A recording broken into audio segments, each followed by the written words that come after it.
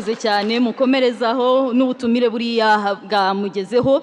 Reka tugaruke hano muri Kigali Convention Center. Hari ikibazo kigeze kubazwa ku byerekeranye n'amabuye y'agaciro, ndetse na nyakubahwa Perezida wa Repubulika aravuga ati ntabakora muri ayo mabuye y'agaciro uretse abayobozi muri urwo rwego bahari. Hari uwashatse kugira icyo abivugaho, reka tumuhe umwanya mbere ko twakira ibisubizo ku bibazo bimaze kubazwa. Bwana Malik, umwanya n'uwanyu. Murakoze nyakubahwa Perezida wa Repubulika. Numva Perezida yari yabajije icyo kibazo ariko yongeye no kudufasha kugisubiza. Ibyo nanjye nshimangira nuko dufite amabuye y'agaciro. Dufite amabuye y'agaciro kandi menshi. Murabizi mwese nk'uko uyobora ikigo cya mine yabivuze neza. Yavuze ko ubucukuzi bwatangiye kera, ni mu myaka ya kera, kandi ukurikije amateka mbere yuko banambuka banajya no mu bihugu duturanye, abaje gukora uwo mwuga batangiriye mu Rwanda.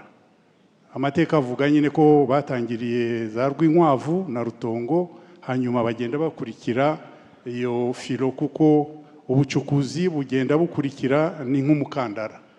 Ibyo rero ntabwo amabuye yaba ahandi ngo tuvuge ko mu Rwanda adahari. Abanyarwanda benshi rero iyo bivugwa musanga benshi mu maso iyo bareba ni nkaho batabyemera. Nanjye nashaka rero kubihamya, ariko ikindi twakongeraho, abanakora n'ako kazi ko gushora ayo mabuye hanze muzanabirebe, twe turacukura, ariko abayagura bakayajyana hanze abenshi ni n'abanyamahanga bakomoka muri ibyo bihugu. Mwumva bakomeza kujya bavuga nyine ko nta mabuye tugira. Bazabaze bene wabo baza kugura bakayashora. Icyo ni kimwe. Ikindi cya kabiri, natwe kuko ntabwo tunabujijwe kugira umutekano nk'uko tuwufite, tube twagira inganda zo gusukura ayo mabuye. Byaranagaragaye, twagize uruganda rusukura zahabu. Dufite ibihugu byinshi byifuza, byanatangiye no kuzana zahabu yabo mu Rwanda bakayisukurira hano, hanyuma igashorwa hanze. Ibyo birazwi. Dufite benshi bakomeje kubitubaza abanyamahanga, tukabereka ibipapuro bibigaragaza. Nkaba rero nakangurira n'abandi utekereza no gushora mu bucukuzi bw'amabuye y'agaciro ntagatekereze kabiri. Ubanza ari nabyo bituma benshi b'Abanyarwanda badashora mu bucukuzi bw'amabuye y'agaciro. Murakoze. Murakoze cyane. Mukanya turaza kujya ku zindi site, ariko reka tubanze dusubize ibibazo babajije. Hari Eliada w'Inyabihu yavuze ku byerekeranye no kuvugurura centre de santé. Ndabona Minister Sabin ahari, mwamusubiza. Murakoze nyakubahwa Perezida wa Repubulika. Nibyo ibyo Eliada yavuze ni ukuri. Dufite ibigo nderabuzima bitatu mu Rwanda bifite abarwayi benshi kurusha n'ibitaro bimwe na bimwe. Bigogwe irimo Rutare ndetse na Ngeruka, ku buryo dufite gahunda y'uko bikwiye kuba byategurwa kuba ibitaro. Namwizeza ko iyo gahunda tuyifite, ariko hagati aho ikiri gukorwa nuko nka Bigogwe ubwayo ifite abaganga 5 medical doctors. Ubundi bigo nderabuzima murabizi ko bitagira abaganga. Icyo ni cyari cyakozwe kugira ngo babashe guha abaturage ubuvuzi. Igikurikiyeho rero ubu n'indi ntambwe iri muri iyo gahunda hamwe n'ibyo bigo nderabuzima 2, Rutare ndetse na Ngeruka.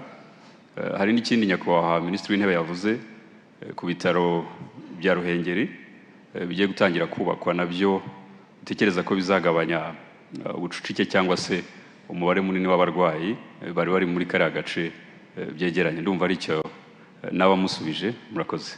Murakoze cyane Minister. Hari icyo Bernard nawe w'Inyabihu yabajije ku byerekeranye na automation. Minister Yusuf, mwamusubiza. Murakoze. Icyo nabwira Bernard nuko gahunda dufite nuko muri uku kwezi kwa gatatu tuzarangiza guhuza sako zose z'imirenge ku rwego rw'akarere. Hanyuma gahunda nuko mu kwa gatandatu uyu mwaka turateganya kurangiza guhuza sako zose z'uturere. Gahunda irahari kandi turizera ko bizagenda neza. Murakoze. Murakoze cyane. Reka tujye no ku kibazo cyabajijwe na Placidi Rutahizamu Igakenke. Minisiteri ya Siporo nahoze nyibona nayo ihari, avuga ati ibikorwa bya siporo, ibikorwa remezo bya siporo hari Agakenke birakenewe. Niki mwamubwira? Murakoze nyakubahwa Perezida wa Repubulika, turashimira Placidi kandi dukomeza kumukangurira kwitabira siporo. Nk'umwari n'umutegarugori ngira ngo twabanza tukamushimira cyane, ariko amenye ko Gakenke nayo ishonje ihishiwe mu cyiciro cya kabiri cy'umushinga dufite witwa Isonga Program, aho duteza imbere siporo binyuze mu mashuri. Gakenke iratahiwe mu mugambi dufite wo kumenya ko ibi bikorwa by'Isonga bigeze mu turere twose tw'u Rwanda, aho tuzakorana n'ikigo cyitwa Groupe Scolaire Saint Jérôme cya Janja, twashyira ibikorwa remezo bitandukanye irimo cyane cyane imikino ya handball na basketball, cyane cyane ko tuba twagendeye ku mikino isanzwe hakinirwa banakinira muri inter-schools competitions. Ariko turakomeza no kubasaba ubufatanye ku ruhande rwabo kugira ngo ibindi bikorwa remezo bishyigikira siporo bishyirwemo imbaraga kugira ngo ishoramari ryahakorwa rijye riza ryuzuye, ritareba siporo gusa ahubwo rireba n'ubundi buzima bw'aho batuye, kugira ngo ubukungu bw'igihugu tubuzamure bushingiye kuri siporo ariko bunareba n'ibindi byiciro by'ubuzima. Murakoze. Murakoze cyane. Tugiye gukomereza kuri site ya Ngoma. Abari Ngoma nizere ko mumeze neza kandi ko mwiteguye, turahava tujya Gisagara. Abari kudukurikira muri Ngoma, umwanya n'uwanyu.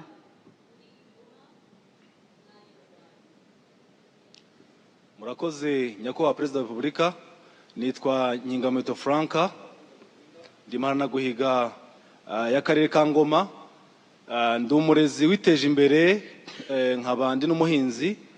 Nyakubahwa Perezida wa Repubulika, turabashimira cyane byimazeyo.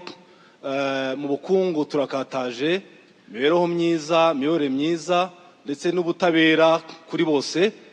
Nyakubahwa Perezida wa Repubulika, akarere kacu kagizwe n'imirenge 14.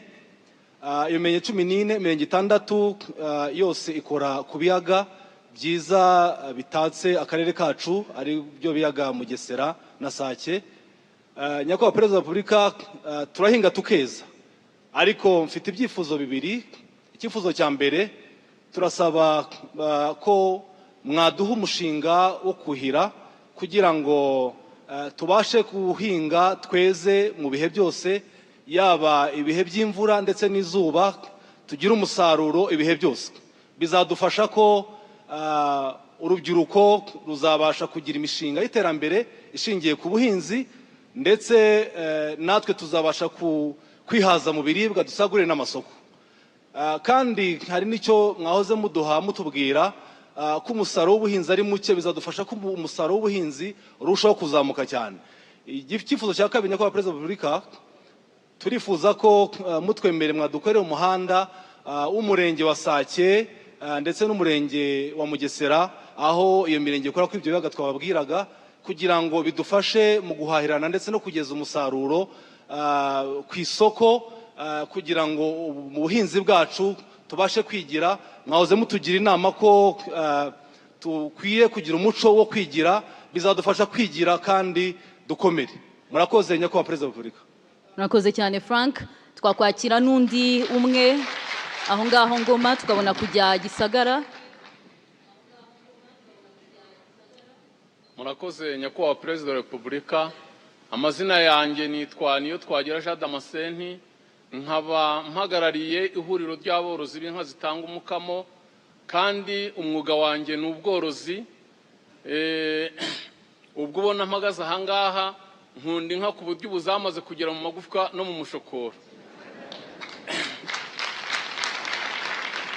Nyuma ya jenoside yakorewe Abatutsi, nta nka nari mfite, nta n'ikintu na kimwe nari mfite, ariko nyakubahwa Perezida wa Repubulika, nahereye ku nka imwe noroye inteza imbere.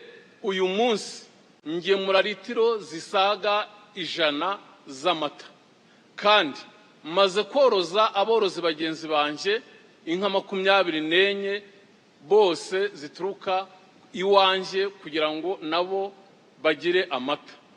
Tukaba rero tubashimira. Mu by'ukuri amarangamutima yanje nta gihugu jewe nzi kigeze gikunda kigeze perezida akunda abaturage bacyo nkuko akunda abana be nkuko dukunda. Icyo ni icyambere. Icya kabiri, nta gihugu nzi umuturage yigeze aryama yikangura bakamuhamagara bati ngwino uje kwakira inka perezida wa Repubulika yaguhaye binyuze muri gahunda ya Girinka. Nyakubahwa perezida wa Repubulika rero reka ngere ku cyo dukeneye.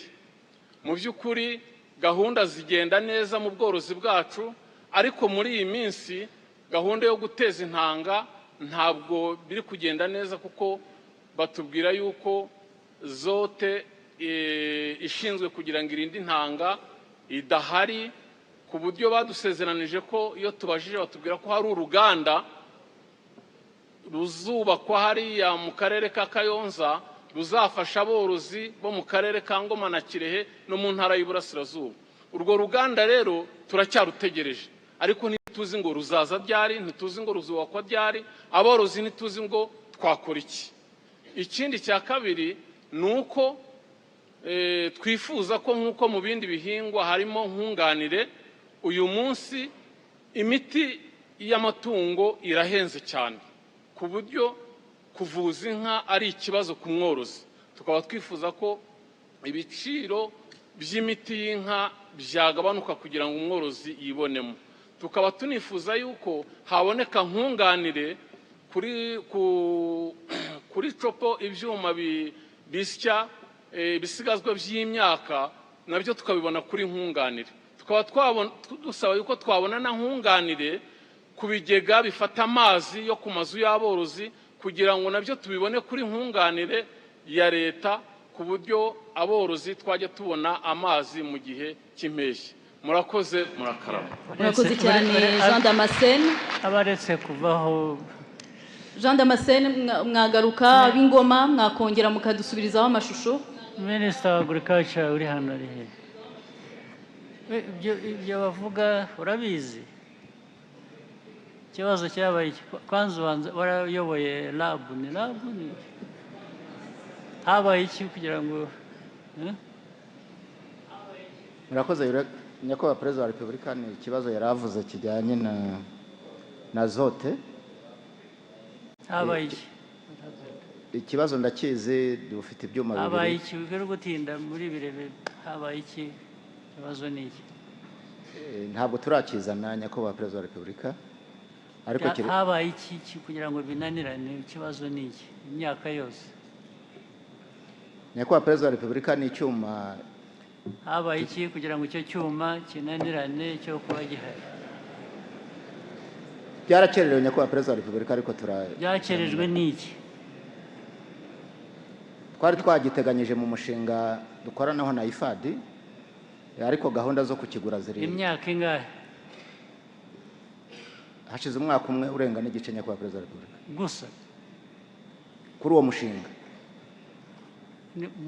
mutekereje hashize umwaka umwe gusa? Mbere hose imyaka yindi yose ntabwo mwiza mubitekereza? Nyakubahwa perezida wa Repubulika, turasaba imbabazi. Okay, basi. Turaza kubishyira mu imbaraga.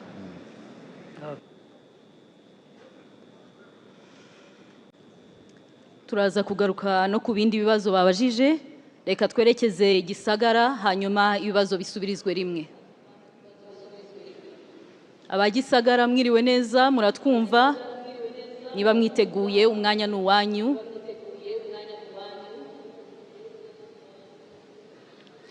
Ndabashimiye Nyakubahwa Perezida wa Repubulika. Nitwa Akineza Valentine, ndi rwiyemezamirimo, ndi umukobwa wihangiye imirimo, mwitinyuka. Uyu munsi tuvugana nsoje kwiga amashuri yisumbuye, nakomeje kwiga nkomereza mu bumenyingiro bwo gutunganya amafunguro. maze gufata ubwo bumenyingiro bwo gutunganya amafunguro byamfashije kuba nariteje imbere. Ubu nkaba mfite resitora mu murenge wa Mamba, aho uyu munsi nkoresha abakozi 7 bahoraho, nkaba mfite n'abakozi 10 ba Nyakabyizi. Nyakubahwa Perezida wa Repubulika, aho nakuye igitekerezo cyo kwihangira umurimo ndetse no kwiga ni mu nama nziza mutugira.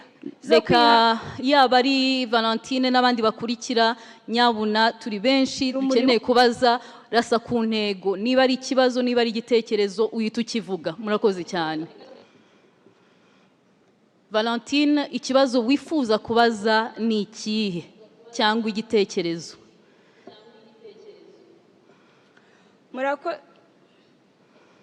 Murakoze, nitwa Akineza Valentine. Igitekerezo cyanjye ni uko urubyiruko rw'u Rwanda twihangira umurimo, ariko mu karere ka Gisagara dufite gahunda yitwa kuremera porogaramu, aho ifasha urubyiruko rutandukanye, ikaruha akarere kacu bakaduha 300,000 tukabasha kwihangira umurimo. Nyakubahwa Perezida wa Repubulika, nagira ngo mbagezeho icyifuzo cyanjye nk'urubyiruko, maze kubona imbogamizi ziri mu rubyiruko rutandukanye. Nyakubahwa Perezida wa Repubulika, kuko ngewe ayo mafaranga yangiriye umumaro, nagira ngo mbasabe ko gahunda yo kuremera porogaramu yagera ku rubyiruko rutandukanye rw'igihugu, aho byafasha urubyiruko rwinshi kwihangira umurimo, ndetse na ba bandi barira bavuga ko babuze igishoro. Nyakubahwa Perezida wa Repubulika, bakabasha kubona uburyo bwo kwihangira umurimo, bakava muri bwa bushomeri. Murakoze. Murakoze cyane Valentine. Twakwakira undi umwe.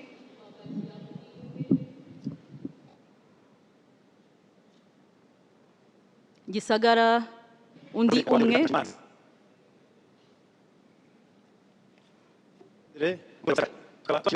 Mu gihe Gisagara bari gutunganya amashusho, reka tugaruke Gisagara mu gihe muri gutunganya amashusho no kwegeranya ibibazo neza mwifuza kubaza, reka tugaruke hano.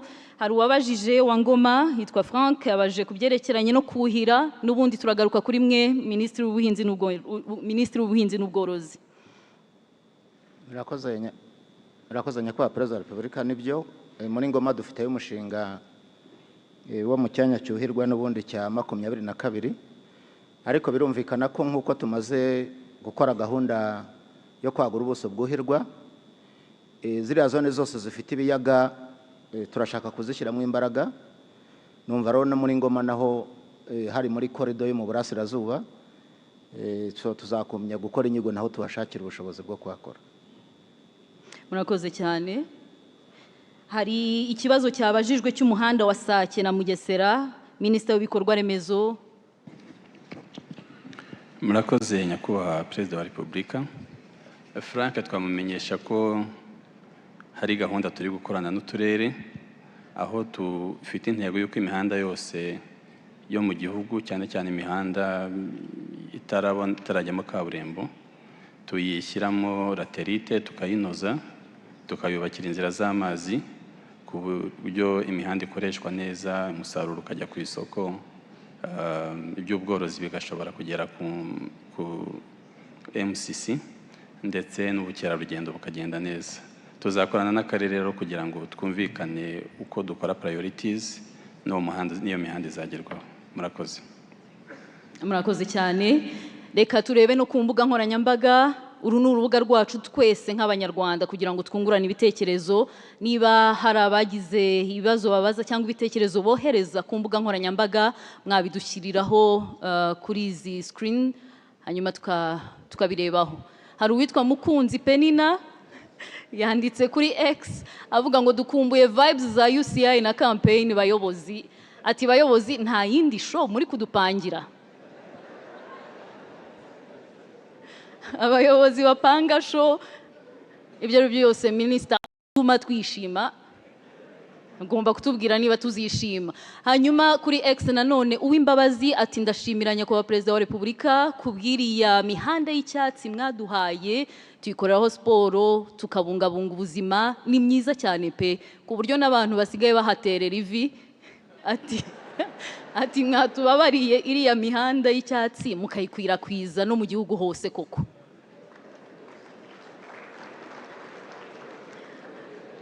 Kuri Facebook uwitwa Musabwa Abdul yatubwiye ati nyakubahwa Perezida wa Repubulika iyi gahunda y'isuku ni nziza, nkuko Kigali yacu ikeye natwe niko dukwiriye guhora dukeye. Ubundi niki kitubuza gukaraba neza, tukambara neza, tugasa neza, ubundi tukagenda duhumura neza vraiment. Ati tureke rwose guhumura nabi muri bus, ntabwo biri smart, ntabwo twaba bakire, ntabwo twagera muri 2050 muri 2050 tutari smart. Ubwo baravuga mu Kinyarwanda ngo habwirwa benshi hakumva beneyo. Kubyerekeranye n'imihanda ya siporo, Minisiteri ya Siporo cyangwa se ibikorwa remezo, ubwo mwakunganirana mukatubwira icyo muduteganyiriza. Murakoze nyakubahwa Perezida wa Repubulika. Nibyo koko hari gahunda yo kongera iriya mihanda ya siporo. Abanyarwanda barabibonye ko twahereye Nyarutarama dukurikiza Kimihurura, ubu turi kwitegura gutangira ku Irebero n'ahandi zakomeza hagere abanyarwanda bidagadure. Murakoze. Murakoze cyane. Hari indi comment? Hari uwifuza kubaza wo muri African School of Governance akaba yitwa Mohamed Ndanusa, twamuha umwanya.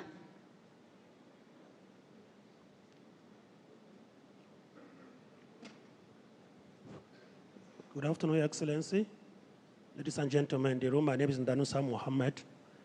I'm from Nigeria. I'm a student at African School of Governance. When the Prime Minister was making a review of economic performance in Rwanda, what struck my mind was three major sectors made major contribution: agriculture, industry, and service sector. Rwanda government has made frantic effort to make Rwanda a knowledge-based economy, particularly by attracting world-class institutions to Rwanda.